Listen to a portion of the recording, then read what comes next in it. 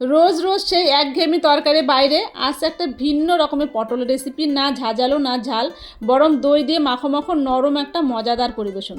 যখন বাড়িতে বেশি কিছু নেই অথচ ভালো কিছু খেতে ইচ্ছা করছে, তখন এই রান্নাটা তোমার পাশে থাকবে। নমস্কার, আমি ববিতা। আজ আমি রান্না করব দই পটল। আমি বড় বড় সাইজের পটলগুলো নিয়েছি, ভালো করে ছিলে নিলাম। এবার দুপাশে একটু করে কেটে দিলাম যাতে মশলাগুলো ভালো করে ঢোকে আর সেদ্ধও হয়। এবার কড়াইয়ে তেল দিলাম আর কালো জিরা ফোড়ন দিলাম। এবার আমি দিয়ে দিলাম পটলগুলো অল্প লবণ দিয়ে ভালো করে ঢাকা দিয়ে ভাজবো। পটলটা ভালো করে ভাজা হতে থাক। এদিকে একটা মশলা বানিয়ে নিচ্ছি, এটাই কিন্তু আজকে রান্নার স্পেশাল অংশ। ভিজিয়ে রাখা কাজু, চারমগজ আর 4টা কাঁচা লঙ্কা, আর সঙ্গে দিয়েছিলাম একটু আদা গ্রেট করে রেখেছিলাম, আর 2 চামচ টক দই দিয়ে ভালো করে পেস্ট করে নেব। পটলটা ভালো ভাজা হয়ে গেছে, আর ভাজতে ভাজতে দেখো হয়তো একদম সেদ্ধ হয়ে গেছে। এবার আমি যে বানিয়ে রেখেছিলাম পেস্ট, সেই পেস্টটা দিয়ে দিলাম।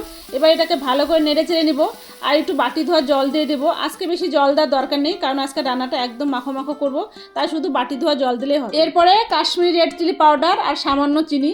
তবে তোমরা যদি হোয়াইট গ্রেভি পছন্দ করো তাহলে কিন্তু কাশ্মীরি লঙ্কাটাকে বাদ দিয়ে দিতে পারো। অবশেষে হালকা ফুটিয়ে নামিয়ে নেব, আর তার সঙ্গে দিয়ে দেবো একটু হাতে ডলে কাসুরি মেথি। তাহলে রান্নাটা হয়ে যাবে। নিজেই অবাক হবে যে এত সুন্দর রান্নাটা হয়েছে, মোমের মতন গলে গেছে পটল, আর দই দেওয়াতে গ্রেভিটা এত সুন্দর হয়েছে। একবার বানিয়ে খেলে তোমার মন জয় করে নেবে। বিশেষ কোনো উপকরণ নেই, কিন্তু স্বাদের দিক থেকে একদম স্পেশাল। এমন রান্না একদিন তোমার প্রিয়জনকে করে খাওয়াও, খুশি না হয়ে যাবে কোথায়।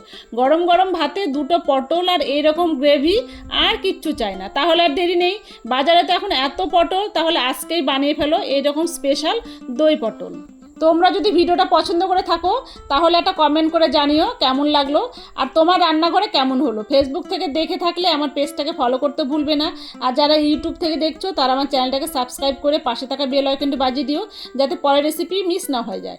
দেখা হবে নতুন একটা রেসিপি নিয়ে পরের ভিডিওতে। ততক্ষণ সবাই খুব ভালো থেকো, সুস্থ থেকো, এনজয় করো। Thank you.